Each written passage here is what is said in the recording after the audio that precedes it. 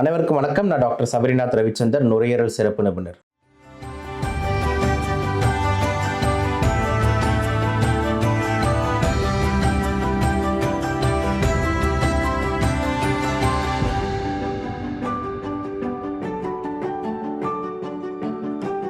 இன்னைக்கு நம்ம பார்க்கக்கூடிய டாபிக் ரொம்ப இம்பார்ட்டன்ட் டாபிக். அதாவது யங் ஏஜ் ஹார்ட் அட்டாக்ஸ். அதுவும் எஸ்பெஷலி நிறைய பேர் கேள்வி என்னன்னா, சார் நல்லா ஃபிட்டாக இருக்கான், ஜிம்முக்கு போகிறாரு, அவர் ஜிம் பாடி வச்சுருக்காரு, அவர் ஜிம்மில் ஒர்க் அவுட் பண்ணும்போது ஹார்ட் அட்டாக்கா, ரொம்ப ஆச்சரியமாக இருக்குது அப்படின்னு சொல்லிட்டு ஏகப்பட்ட பேர் கேட்குறாங்க. அப்போ ஃபிட்னஸ் இப்போ இருக்கிறதே வேஸ்ட்டா? அப்போ ஃபிட்னஸ்னால என்ன யூஸு? நல்லா ஒல்லியாக இருக்கவனுக்கு ஹார்ட் அட்டாக் வருது, குண்டாக இருக்கவனுக்கு ஹார்ட் அட்டாக் வருது அப்படின்னும் போது, அப்போ நான் கொஞ்சம் நல்லா சாப்பிட்டு என்ஜாய் பண்ணிட்டு போகிறேனே, யாராக இருந்தாலும் ஹார்ட் அட்டாக் வரதானே செய்யுது அப்படின்னு சொல்லிட்டு ஒரு விதமான கருத்து மக்கள்கிட்ட பரவுது. ஸோ இந்த இடத்துல இந்த ஜங்ஷனில் நான் சொல்ல வேண்டிய விஷயம் என்னென்னா, இந்த ஜிம் போகிறவங்களுக்குலாம் ஹார்ட் அட்டாக் வருமா அப்படின்னு கேட்டிங்கன்னா, ஆன்சர் தெளிவாகவே சொல்கிறேன், நோ. ஓகேங்களா? அதாவது ஒரு எக்ஸசைஸ்னால ஹார்ட் அட்டாக் வரும்னு நம்ம சொன்னோம்னா, அது ரொம்ப ரொம்ப தவறான கருத்தாக போய் முடியும். அதனால் கிளியராக ஞாபகம் வச்சுக்கோங்க, நோ. டைரெக்டாகவே அடிச்சிடுறேன். ரெண்டாவது, அப்போ நடக்குதே சார், அப்போ ஜிம்முக்கு ஒரு சில பேர் போகிறாங்க, அவங்களுக்கு ஹார்ட் அட்டாக் வருது, அதுக்கான காரணம் என்ன அப்படின்ற மாதிரி நீங்கள் கேட்டிங்க அப்படின்னா அதுக்கான பதில் இப்போ நான் சொல்கிறேன். ஃபஸ்ட்டு பார்த்தீங்கன்னா, இந்த ஜிம் ஒர்க் அவுட் பொறுத்த வரைக்கும் ஒன் இம்பார்ட்டன்ட் பாயிண்ட் என்னென்னா, நம்ம தான் வெயிட்டை கண்ட்ரோல் பண்ணணும், வெயிட் நம்மளை கண்ட்ரோல் பண்ணக்கூடாது. ஸோ வெயிட் நம்மளை கண்ட்ரோல் பண்ணுச்சுன்னா அது இன்ஜுரி, நம்ம வெயிட்டை கண்ட்ரோல் பண்ணோம்னா அது எக்ஸசைஸ். என்னடா கமலஹாசன் சார் மாதிரியே பேசுகிறோம்லாம் நினச்சிக்காதீங்க, சிம்பிளாக சொல்கிறேன். இப்போ எக்ஸாம்பிள் பார்த்தீங்கன்னா, ஒரு 10 கிலோ ஒரு டம்பிள் இருக்குது, அதை நீங்கள் எடுத்து பண்ணுறீங்க, உங்களுக்கு கொஞ்சம் ஃபைன், என்னால் பண்ண முடியுதுன்னு ஈஸியாக இருக்குது. இன்னொரு கேஸில் பார்த்தீங்கன்னா, ஒரு வடிவேல் சாரோட காமெடி இருக்கும். அவர் படுத்துக்கிட்டு இருப்பார், ஒரு பெரிய வெயிட்லாம் இப்படி வச்சுன்னு, இப்போ விட்றா அப்படின்வார், விட்டவொன்னே டம்முன்னு மூஞ்சில் விழும். ஏன்னா அவரால் அந்த வெயிட்டை கண்ட்ரோல் பண்ண முடியல. அதை தாண்டி நம்ம அந்த வெயிட்டை போடும் போது நம்மளுக்கு இன்ஜுரி ஏற்படுது. ஸோ நம்ம என்ன சொல்ல வரோன்னா, ஓவர் வெயிட்ஸ், அதாவது உங்களோட பவருக்கு தாண்டி ஓவர் வெயிட்ஸ் நீங்கள் போடும் போது என்ன ஆகுது அப்படின்னு பார்த்தீங்கன்னா, உங்களோட இன்ஜுரி உங்களோட மூஞ்சு கை கால் அடிக்கின்னு தாண்டி உங்களோட ஹார்ட்டோட ப்ரெஷர் அதிகமாகுது. உங்கள் ஹார்ட்டோட கார்டியாக் ரிசர்வோட பம்பிங் ரொம்ப அதிகமாகுது. அதனால் தேவையில்லாமல் உங்கள் ஹார்ட்டுக்கு ஒரு எக்ஸ்ட்ரா ஸ்ட்ரெயின் போய் சேருது.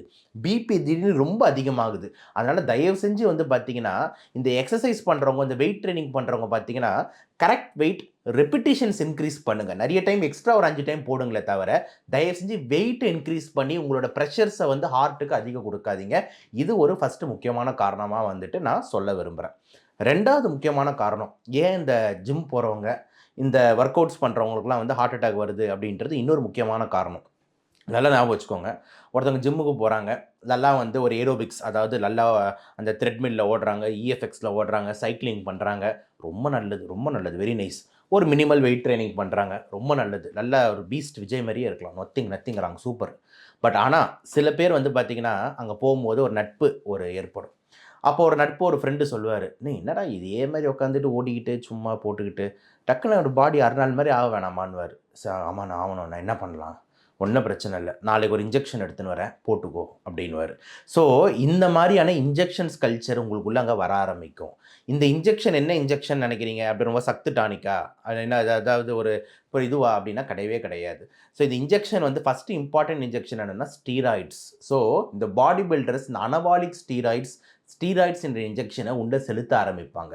ஸோ செலுத்திட்டு அதுக்கப்புறம் எக்ஸசைஸ் பண்ணும்போது மசில் க்ரோ ஆகும்னு நினைப்பீங்க. ஏன் இந்த மசில் மட்டும்தான் க்ரோ ஆகுமா? ஏன் ஹார்ட் மசிலுக்கு எஃபெக்ட் ஆகாதா, இல்லைனா கிட்னிஸ்க்கு எஃபெக்ட் ஆகாதா, லிவருக்கு எஃபெக்ட் ஆகாதானா? கண்டிப்பாக ஆக வாய்ப்பு இருக்குது. அதே மாதிரி நிறைய பேர் இந்த இன்ஜெக்ஷன்ஸ் போட்டுட்டு ரெகுலராக எக்ஸசைஸ் பண்ணால் கூட பரவாயில்ல, இன்ஜெக்ஷன் போட்டுருவாங்க, ஒரு 2 நாள் பண்ணுவாங்க, அப்புறம் விட்டுருவாங்க. அப்போ என்ன ஆகும்னா, இந்த ஸ்டீராய்டோட சைடு எஃபெக்ட்ஸ்லாம் நம்மளுக்கு கொஞ்சம் கொஞ்சமாக வர ஆரம்பிக்குது. புக்கில் எடுத்து பாருங்கள், குட்மேன் அண்ட் கில்மேன், கேட்சங், எல்லா ஃபார்மகாலஜி புக்ஸும் சொல்கிறது என்ன, ஸ்டீராய்ட்ஸோட சைடு எஃபெக்ட் எடுத்திங்கன்னா பிளட்டோட குளுக்கோஸ் லெவலை ஏற்றுது, பிளட்டோட ப்ரெஷரை ஏற்றுது, பிளட்டில் கொலஸ்ட்ரால் லெவல்ஸை ஏற்றுது, கால்சியமை குறைக்குது அப்படின்ட்டு ஸ்டீராய்ட்ஸோட இன்ஜெக்ஷன்ஸ்க்கு நிறைய சைடு எஃபெக்ட்ஸ் கொடுத்துருக்காங்க. அப்போ இந்த ஸ்டீராய்டு இன்ஜெக்ஷன் போடுறதுனால தேவையில்லாமல் உங்கள் ஹார்ட்டில் பார்த்தீங்கன்னா அடைப்புகள் வர்றதுக்கு காரணம் இருக்குதானே. இது ரெண்டாவது. மூணாவது, இந்த ஸ்டீராய்டு இன்ஜெக்ஷனை தாண்டி நிறைய ஹார்மோன் இன்ஜெக்ஷன்ஸும் உங்களுக்கு பரிந்துரை செய்வாங்க. எக்ஸாம்பிள், க்ரோத் ஹார்மோன் இன்ஜெக்ஷன் ஒன்று இருக்குது. க்ரோத் ஹார்மோன்ன்றது என்னது, நம்ம உடம்புல செக்ரீட் ஆகிற, பிட்யூட்டரிலேருந்து செக்ரீட் ஆகிற ஒரு முக்கியமான ஹார்மோன்.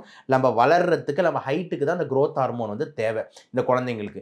இந்த growth ஹார்மோனை வந்து உள்ளே செலுத்தணும் அப்படின்னா நம்மளோட மசில் க்ரோ ஆகிறது மட்டும் இல்லாமல் என்ன ஆகும், எலும்புகளும் க்ரோ ஆகும். ப்ளஸ் இந்த மாதிரியான சைடு எஃபெக்ட்ஸ் வந்து ஏற்பட அகெயின் வாய்ப்புகள் வந்து உள்ளது. 2 growth ஹார்மோன் மட்டும் அப்படின்னு பார்த்தீங்கன்னா அதுவும் கிடையாது. 3வதாக பார்த்தீங்கன்னா வந்து டெஸ்டோஸ்டிரான் என்ற ஹார்மோனை போட சொல்கிறாங்க. டெஸ்டோஸ்டிரான்ன்றது என்ன? டெஸ்டோஸ்டிரான்ன்றது என்ன அப்படின்னு பார்த்தீங்கன்னா வந்து நம்மளோட ஜென்ஸ், அதாவது மேலுக்கு வந்து டெஸ்டிஸ்லேருந்து ப்ரொடியூஸ் ஆகிற ஒரு ஹார்மோன் தான் டெஸ்டோஸ்டிரான். ஓகேங்களா?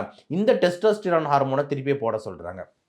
இப்போ நீங்கள் என்ன சொல்லலாம்னா, சில பாடி பில்டர்ஸ்லாம் கேட்பாங்க, ஏன் சார் இதெல்லாம் வந்து அப்ரூவ் பண்ணியிருக்காங்க, ஃபாரின் லெவல்ஸ்லாம் அதை போட்டுக்கிட்டு இருக்காங்க, வாட் யூ திங்க், நீங்கள் என்ன உட்காந்து இதெல்லாம் போடவே கூடாதுன்னு சொல்கிறீங்களே, நீங்கள் டெஸ்டோஸ்டிரான் போடக்கூடாது, நீங்கள் க்ரோத் ஹார்மோன். நான் என்ன சொல்கிறேன்னா, இதெல்லாம் நீங்கள் ஃபாரினில் போடுறாங்க, இதெல்லாம் அப்ரூவ்டு, எல்லாம் நான் ஒத்துக்கிறேன். ஆனால் ஒரு நல்ல இம்பார்ட்டன்ட் விஷயத்த சொல்கிறேன், இங்கே யாரும் ஃபாரினில் உட்காந்து ஜிம் பண்ணிக்கிட்டு இல்லை.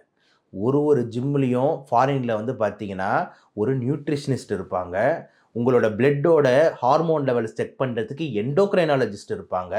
அந்த லெவல்ஸ்லாம் கரெக்டாக இருக்கா, அந்த ஹார்மோன் லெவல் கொஞ்சம் மேலே கீழே ஏறினா இந்த டோஸ் இன்ஜெக்ஷன் இன்றைக்கி போடக்கூடாது, இந்த டோஸ் இன்ஜெக்ஷன் இன்றைக்கி போடலாம் அப்படின்னு செக் பண்ணுறதுக்கு ஃப்ரீக்வெண்ட் பிளட் செக்கப்ஸ் நடக்கும். மனசாட்சி தொட்டு சொல்லுங்கள், உங்கள் ஜிம்மில் எண்டோக்ரைனாலஜிஸ்ட்னு ஒருத்தர் இருக்காரா, நியூட்ரிஷனிஸ்ட்னு ஒருத்தர் இருக்காரா, உங்கள் பிளட்டெல்லாம் வந்து வாரம் செக் பண்ணி உங்கள் ஹார்மோன் லெவல்ஸ்லாம் கரெக்டாக இருக்கான்னு பார்க்குறாங்களா? பாருங்க, ஒரு 200-300 கொடுத்துட்டு வாங்க தலை ஜிம் பண்ணுவோம் அப்படின்ட்டு பண்ணிக்கிட்டு இருக்காங்க. அவங்களுக்குலாம் நல்ல உடம்புக்கு தேவையான இந்த மசில் க்ரோவிங்க்கு தேவையான என்னதுன்னா, சிம்பிளாக நீங்கள் சாப்பிடக்கூடிய நல்ல சாப்பாடு போதும். நல்ல முட்டை, கறி, மீன், இதுதான் வந்து உங்களோட ப்ரோட்டீன் சோர்சஸ்.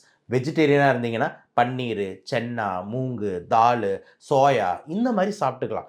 அதை விட்டுட்டு அந்த சின்ன நம்மளோட பசங்களுக்கெல்லாம் வந்து பார்த்திங்கன்னா இந்த ஹார்மோன்ஸை பற்றி எதுவுமே தெரியாது. அந்த ஹார்மோன்ஸை பற்றி கைட் பண்ணுறதுக்கான கோச்சஸ் இங்கே இல்லை. அதே மாதிரி எண்டோக்ரைனாலஜிஸ்ட்லாம் ஒரு ஜிம் செட்டப்லேயும் கிடையாது.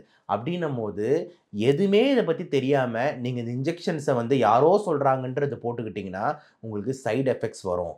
ஃபாரினில் போடுறானா, ஆமாம் போடுறான், ஆணிதனமான உண்மை. ஆனால் அவனுக்கு பேக்கப் இருக்குது, அவனை கண்காணிக்க ஆள் இருக்குது. எவ்வளோ டோஸில் போடணும், எவ்வளோ போடணும், வாரத்தில் எத்தனை வாட்டி, உங்கள் பிளட் சுகர் நார்மலாக இருக்கா, உங்களோட பிபி இந்த ஹார்மோன்ஸ்லாம் நார்மலாக இருக்கா, அதுக்கேற்ற ஒர்க் அவுட் போடுறோமான்னு சொல்லிட்டு ஒரு ஃபுல் ஸ்ட்ரக்சர்ட் ப்ரோக்ராம் அங்கே நடந்துக்கிட்டு இருக்குது. இங்கே தயவு செஞ்சு ஒரு இமீடியட் சேஞ்சுக்காக, ஒரு லாப நோக்கத்துக்காக தயவு செஞ்சு வந்து பார்த்திங்கன்னா வந்து இந்த யங்ஸ்டர்ஸோட பாடியை நம்ம ஸ்பாயில் பண்ணக்கூடாது. ஸோ இந்த ஜிம் போகிறவங்களுக்கு ஹார்ட் அட்டாக்குக்கு இப்போ நான் சொல்கிறது உங்களுக்கு புரியும்னு நினைக்கிறேன். ஸோ ஜென்ரலாக நான் என்ன மாதிரி சொல்கிற மாதிரி திருப்பி என் ஸ்டேட்மெண்ட் எப்படி முடிக்கிறேன்னா, ஜிம் போகிறவங்களுக்கு ஹார்ட் அட்டாக் வருமானா கிடையவே கிடையாது. அப்போ ஏன் சார் வந்து வருது, ஒரு சில காரணங்கள் சொல்லுங்கள் அப்படின்னு பார்த்தீங்கன்னா வந்து இந்த ஓவர் வெயிட்ஸ் அப்படின்னு போடுற ஒரு கேட்டகரி. 2வது வந்து பார்த்தீங்கன்னா வந்துட்டு உங்களுக்கு வந்து ஆல்ரெடி வந்து இந்த ஹார்மோனல் இன்ஜெக்ஷன்ஸு நான் சொல்லக்கூட இந்த இவ்வளோ விஷயங்கள்லாம் எடுக்கிறது 2. 3வது ரொம்ப முக்கியமான பாயிண்ட் சொல்கிறேன். ஒரு ஜிம் ஜாயின் பண்ணுறதுக்கு முன்னாடி ஒரு மெடிக்கல் செக்கப் தயவு செஞ்சு பண்ணிக்கோங்க. ஏன்னா ஆல்ரெடி எக்ஸிஸ்டிங்காக நீங்கள் சின்ன வயசில் இருப்பீங்க, உங்களுக்கு கண்டுபிடிக்காமல் ஹார்ட் ப்ராப்ளம் ஏதாவது இருக்கலாம், உங்களுக்கு ஆல்ரெடி பிபி கொஞ்சம் ஹையாக இருக்கலாம், உங்களுக்கு தெரியாது.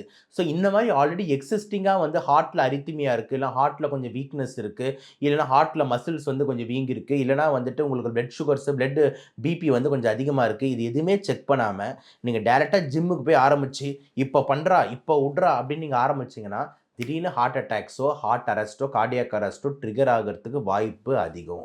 அதனால் தயவு செஞ்சு ஜிம் ஜாயின் பண்ணுறதுக்கு முன்னாடி ஒரு வாட்டி இதெல்லாம் செக் பண்ணிவிட்டு அதுக்கப்புறம் ஜாயின் பண்ணிங்கன்னா நல்லது. திருப்பி நான் உங்ககிட்டே கேட்குறேன், மனசாட்சியோடு சொல்லுங்கள். ஒரு ஜிம் போகிறீங்க அப்படின்னும் போது எத்தனை பேர் உங்களோட பிபியை செக் பண்ணுறாங்க, எத்தனை பேர் உங்களோட சுகரை செக் பண்ணுறாங்க, எத்தனை பேர் வந்து பார்த்திங்கன்னா வந்துட்டு உங்களோட பிளட்டில் இருக்கிற குளுக்கோஸ் லெவல் என்ன, கொலஸ்ட்ரால் லெவல் என்ன, ப்ரோட்டீன் லெவல் என்ன, யாரும் பார்க்க மாட்டாங்க.